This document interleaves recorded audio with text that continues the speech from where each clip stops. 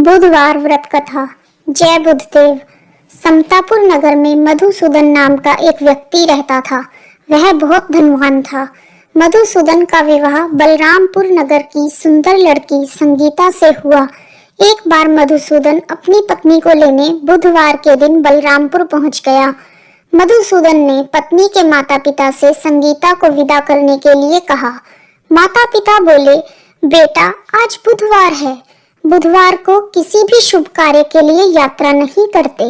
लेकिन मधुसूदन नहीं माना। उसने ऐसी शुभ अशुभ की बातों को ना मानने के लिए कहा। दोनों ने बैलगाड़ी से यात्रा प्रारंभ की। 2 कोस की यात्रा के बाद उसकी गाड़ी का एक पहिया टूट गया।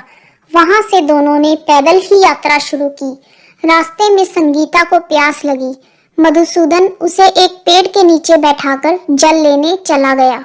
थोड़ी देर बाद जब मधुसूदन कहीं से जल लेकर वापस आया तो वह बुरी तरह हैरान हो गया, क्योंकि उसकी पत्नी के पास उसकी ही शक्ल सूरत का दूसरा व्यक्ति बैठा था।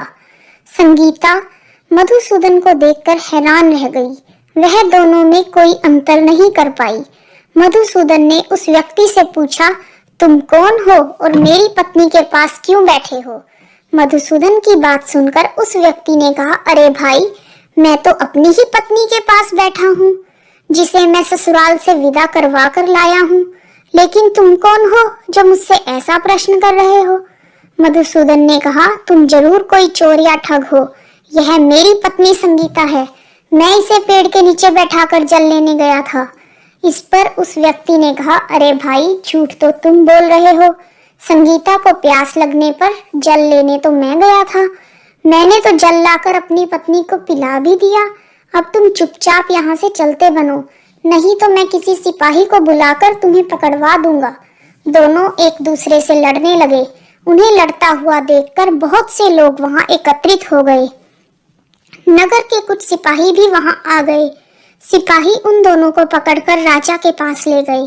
सारी कहानी सुनकर राजा कोई निर्णय नहीं कर पाया। संगीता भी उन दोनों में से अपने असली पति को नहीं पहचान पा रही थी। राजा ने दोनों को कारागार में डाल देने के लिए बोला। राजा के फैसले पर असली मधुसूदन भयभीत हो गया। तभी आकाशवाणी हुई, मधुसूदन, तूने संगीता के माता पिता की बात नहीं मानी और बुधवार के दिन अपने ससुराल से प्रस्थान किया। यह सब भगवान बुद्धदेव के प्रकोप से हो रहा है।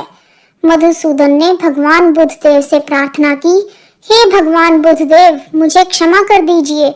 मुझसे बहुत बड़ी गलती हो गई है। भविष्य में अब कभी बुधवार के दिन शुभ के लिए यात्रा नहीं करूंगा और सदैव बुधवार को आपका व्रत करूंगा। मधुसूदन के प्रार्थना करने से भगवान बुद्धदेव ने उसे क्षमा कर दिया। तभी दूसरा व्यक्ति राजा के सामने से गायब हो गया। राजा और दूसरे लोग इस चमत्कार को देखकर हैरान रह गए। भगवान बुद्धदेव की इस अनुकंपा से राजा ने मधुसूदन और उसकी पत्नी को सम्मान पूर्वक विदा किया। कुछ दूर चलने पर रास्ते में उन्हें बैलगाड़ी भी मिल गई। बैलगाड़ी का टूटा हुआ पहिया भी जुड़ गया था।